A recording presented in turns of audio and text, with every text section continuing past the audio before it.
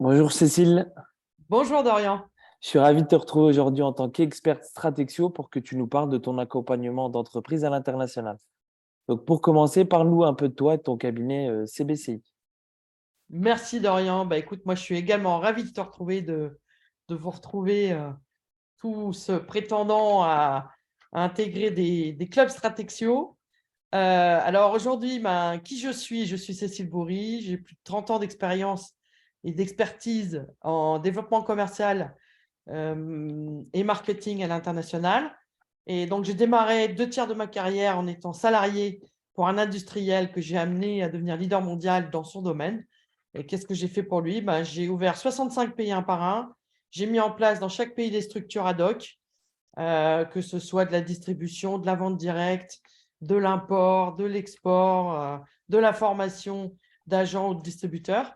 Et puis en interne, j'ai bâti une équipe de front et de back office. Les résultats de tout ça, c'est une croissance qui est passée de 9 à 17 millions d'euros, donc pratiquement 100% de croissance sur 15 ans. Une équipe d'environ 50 relais de distribution à l'étranger. Et puis en front et back office, 10 commerciaux, 10 assistants commerciaux. Donc je gérais 70 personnes. Et j'ai été aidé par le fait d'avoir étudié des langues vivantes, du commerce international. Et je parle français, anglais, allemand, italien, espagnol couramment. Voilà pour mes premières 20 années de carrière. Et depuis 12 ans, donc depuis 2010, j'ai créé CBCI. On est basé à Lille. On est un cabinet d'une petite dizaine de personnes avec 5 permanents. Et voilà, notre force, c'est d'être multigénérationnel. Dans nos équipes, on a un Allemand, une Italienne, un Espagnol, multilingue, puisqu'on parle une dizaine de langues, tous cumulés. Et puis, multigénérationnel, parce qu'on a une approche digitale, une approche junior, une approche senior. Super, une belle équipe cosmopolite. Tout à fait. Hum, Cécile, selon toi, qu'est-ce qui permet à une entreprise d'être pérenne à l'international? Alors, pour moi, la pérennisation à l'international, c'est un petit peu lié à ce point 2. C'est vraiment d'avoir une vision, de bâtir une stratégie, d'écrire sa feuille de route et de la suivre. Donc, d'avoir anticipé au départ vraiment quelle vision on veut avoir, qu'est-ce qu'on veut donner à l'entreprise comme démarche de développement sur 1 an, 2 ans, 3 ans, 5 ans. Et puis d'écrire la feuille de route de comment on va y aller et quels moyens on va mettre. Et puis, en fait, de monitorer tout ça pour, lorsqu'on a des résultats qui vont un peu plus vite que ce qui est prévu, amplifier. Et puis, lorsque ça va moins vite, trouver en fait des solutions pour corriger le tir tous les mois. Du Super, coup, tu veux que je te parle de la vision, c'est-à-dire chez CBCI, quel type de service on a? exactement, exactement. Je Alors passe au... effectivement, on a comme une palette qui est à disposition de l'ensemble des exportateurs. Donc on a 4 points. Donc le premier point qu'on va regarder ensemble, c'est cette vision. C'est de pouvoir effectuer un diagnostic export, de faire une revue stratégique qui permet d'analyser tout l'existant dans l'entreprise, de pouvoir se projeter et puis d'écrire noir sur blanc qu'est-ce qu'on va faire, comment on va le faire, prioriser les marchés, analyser les recettes prévisionnelles, calculer peut-être les paniers moyens pour pouvoir extrapoler des ventes prévisionnelles et bien sûr faire une liste d'investissements qui vont permettre d'accompagner ce déploiement avec une feuille de route claire, comme je le disais précédemment. Du coup, souvent, on me demande un petit tip sur le sujet. Le tip pour moi, c'est d'utiliser la méthode SMART. Donc, vraiment, d'avoir des objectifs qui soient spécifiques, mesurables, atteignables ou ambitieux, réalistes et temporalisés. Et je donne souvent un petit exemple. C'est vous devez préparer un repas. On est mercredi. Vous devez préparer un repas pour samedi pour 15 personnes. Est-ce que cet objectif est SMART? Dans la plupart des cas, on me dit oui, mais en fait, non, parce qu'on ne sait pas à quelle heure arrivent les gens, on ne sait pas qui est allergique à quelle nourriture, on ne sait pas quel budget on a et on ne sait pas non plus comment on va pouvoir, de manière très précise, monitorer tout ça. Donc, vraiment, cet objectif SMART, c'est vraiment de se dire, si on n'a pas une réponse très précise, bah, du coup, notre feuille de route n'est pas claire. Ok, super, super exemple qui met bien en relief ce qui se passe à l'international pour nos entreprises. Parle-nous un peu du marketing, Cécile. Ouais, alors ça, c'est notre deuxième volet dans notre palette. C'est effectivement, on va réaliser en fait dans cette partie marketing, c'est à la fois marketing produit, c'est vérifier que les produits vont être adaptés aux différents marchés auxquels ils vont s'appliquer, ou services. Et puis après, c'est voir comment est-ce qu'on va les présenter. Alors, pour des entreprises qui ont déjà des acquis, tant mieux. Mais parfois, c'est bien de revoir un peu l'identité visuelle, regarder si le logo est en phase avec le déploiement, créer des outils en langues étrangères en intégrant l'interculturel, c'est vraiment important parce que ce n'est pas une simple traduction. On ne s'adresse pas à un Américain comme on s'adresse à un Anglo-Saxon, et on ne s'adresse pas à un Allemand avec les mêmes termes qu'on va s'adresser à un Italien. Donc, ce n'est pas de la traduction pure. C'est vraiment de mettre en avant l'ensemble des éléments qui vont parler aux gens en fonction de leur culture. Voilà. Donc, ensuite, sur la partie technique, bah, on a la réalisation de sites Internet, le référencement naturel, et puis tout ce qui est animation des réseaux sociaux, ce qu'on appelle le community management, qu'on peut externaliser également chez nous lorsque on a besoin d'aller communiquer dans ces langues étrangères. Alors, le petit type, c'est souvent, on va associer tout ça avec la création de campagnes emailing. Et le petit tip, c'est d'optimiser l'efficacité en mutualisant tous les outils à disposition pour éviter en fait d'acheter un logiciel à la fois. C'est-à-dire que si on va travailler sur un CRM, on va essayer de l'associer avec le CRM qui va bien avec pour créer les envois de campagne, qui va bien pour étudier l'audit de son site. Donc voilà, c'est vraiment quand on a différents outils à disposition, aussi pour le community management, on va utiliser des logiciels qui permettent de programmer les posts. Tout ça, si c'est bien conçu au départ, on peut optimiser les outils et éviter un abonnement par typologie d'approche marketing. Super intéressant. Merci, Cécile. Parle-nous un peu de l'action commerciale Alors, individuelle. effectivement, alors sur l'action commerciale, on a donc c'est notre troisième volet, et dans ce troisième volet, on a plusieurs sujets. On a l'action commerciale individuelle où on va aller animer, recruter un réseau d'agents, on va identifier des partenaires, on peut étudier l'approche marché, la concurrence, éventuellement organiser des rendez-vous B2B, faire un road trip en Europe. On peut également, sur cette action commerciale individuelle, aller jusqu'à une action de terrain pour le compte de l'entreprise. Bref, on peut faire du test sur offre, on peut faire de la mission de prospection. Ce qui va être important de comprendre ici, c'est qu'on ne va pas vendre quelque chose en catalogue, on va vraiment adapter notre prestation en fonction des questionnements qu'on va avoir avec les entreprises qui vont venir chez nous. Alors, vous me direz, il y a beaucoup de gens qui sont dans les différents pays qui sont aussi tout à fait intéressants, c'est vrai. Nous, l'avantage qu'on a, c'est que comme on parle les 10 langues européennes, à partir du moment où on a su faire un pays, on peut facilement déployer le deuxième, le troisième, le quatrième, le cinquième en Europe. Et tu fais vraiment du sur-mesure au cas par cas pour chaque entreprise. Voilà, c'est ça. Alors, sur cette action individuelle, moi, le petit tip que je donne, c'est vraiment de penser à bien avoir des documents qui mettent en avant la valeur ajoutée, les avantages concurrentiels. Je vois encore trop d'entreprises qui disent « j'ai un produit qui a un bon rapport qualité-prix, on est réactif et on livre avec des bons délais ». Si cette phrase peut être adaptée à n'importe quelle entreprise, elle ne fait pas sens. Parce que moi, j'ai besoin de savoir on est réactif par rapport à qui, par rapport à quoi. Est-ce que c'est une réactivité de délai de réponse sous 24 heures? Est-ce que c'est des délais moyens de 2 à 4 semaines alors que les concurrents sont à 6? C'est ça que j'ai besoin de savoir. Et du coup, d'avoir des avantages concurrentiels qui sont vraiment bien identifiés, ça aide beaucoup à être efficace dans l'action de prospection individuelle. Ok. Passons au point suivant, service externalisé. Et Voilà. dis-nous un peu quels sont les avantages de cette Alors, formule pour un chef d'entreprise?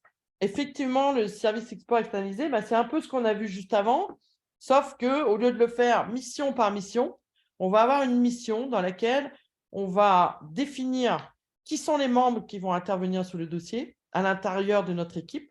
Est-ce qu'on a des gens qui vont gérer la com? Est-ce qu'on a des gens qui vont gérer le community management? Si on est plusieurs, on va être plusieurs affectés sur les pays, des juniors, des seniors, des Allemands, des Italiens, des Espagnols. Donc, on va définir le nombre de personnes qui vont gérer la mission globale qu'on aura sur 1 an, 2 ans, 3 ans. Généralement, on vient nous chercher pour faire une amorce qui permet ensuite de passer la main à l'intérieur dans l'entreprise. L'intérêt dans le service export externalisé, dans l'externalisation, c'est qu'on va agir avec une carte de visite dédiée au nom de l'entreprise pour qui on travaille, comme si on était son propre commercial salarié. Et du coup, on va se présenter avec une adresse mail dédiée, un téléphone dédié, et là, on va pouvoir faire tout ce qu'on a prévu, c'est-à-dire tout ce qu'on avait dit dans la mission individuelle, sauf qu'on le fait de manière récurrente tout au long de l'année, pendant 6 mois, 1 an, 2 ans, 3 ans. Et du coup, on apporte beaucoup plus de valeur ajoutée puisqu'on va plus vite, on est formé, on est très transparent parce que comme on est des gens qui aiment aller au résultat, on va avoir des rapports qui vont être envoyés tous les mois avec toute l'activité, les prospects identifiés, les résultats obtenus, les problèmes rencontrés, les solutions qu'on propose de mettre en place le mois suivant. Et puis, c'est économique parce que du coup, on va utiliser un temps de travail de chaque personne et on aura 1, 2, 3, 4, 5 personnes à disposition sur 1, 2, 3, 4, 5 pays, pareil, sur mesure. Et les coûts sont 2 à 4 fois moins importants qu'un salaire chargé si on devait prendre un directeur export, un business developer, un community manager, un responsable de zone. Voilà. Et ça permet une amorce plutôt que de mettre une artillerie lourde qui peut être mise en place une fois que les pays sont identifiés et sont déjà bien prospectés. Ouais, Alors, c'est une super alternative pour nos chefs d'entreprise. voilà. Et le petit tip que je peux donner ici, qu'on approche, c'est l'approche multicanal. C'est-à-dire que quand on va prospecter, on va tout utiliser. Le téléphone, l'email, la campagne, les réseaux sociaux, l'approche inbound par de la communication, outbound par le fait de contacter des prospects. Et c'est cet ensemble tout connecté qui fait que ça donne des résultats. Ok, super, super intéressant, ceci. Parle-nous un peu d'export collaboratif et quels sont les Ouais. facteurs clés de succès?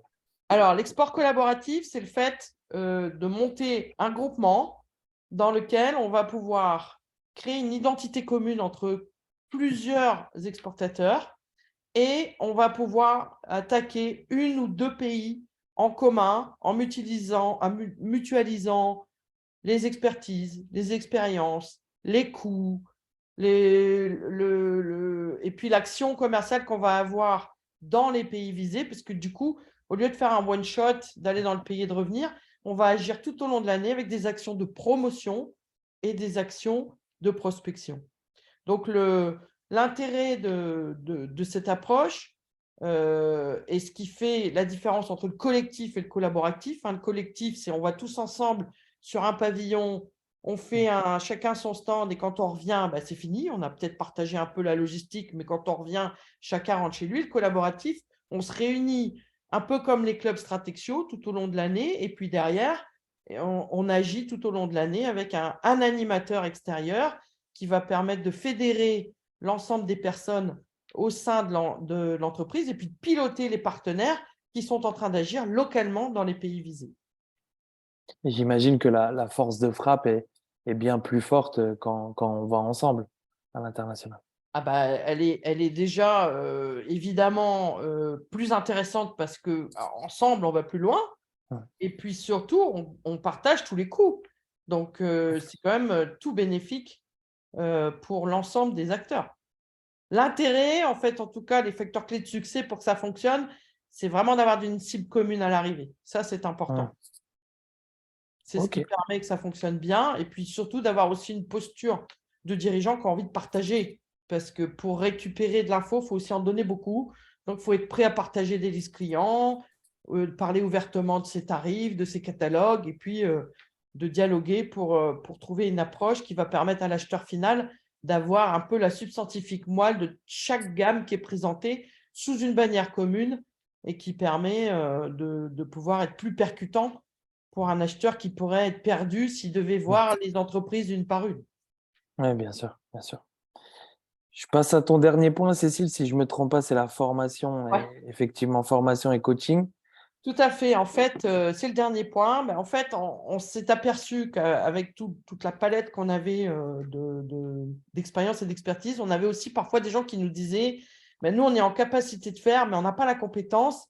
Parfois, on a des commerciaux qui savent prendre les demandes entrantes et les transformer, mais ils ne savent pas comment prospecter, donc il faudrait les aider. Ou on a des bons prospecteurs, mais ils ne savent pas transformer des ventes. Donc, en fait, on a mis un peu à disposition tout ce qu'on fait, tous nos tips, et on a développé des programmes de formation qui permettent à la journée, sur 2 jours, de traiter les mêmes sujets qu'on a vus tout à l'heure et qui permettent en fait aux commerciaux ou aux dirigeants dans les entreprises de pouvoir appliquer au quotidien les mêmes méthodes que ce que nous, on fait ici en interne. Donc, vous voyez en fait les thématiques qui sont mises en avant.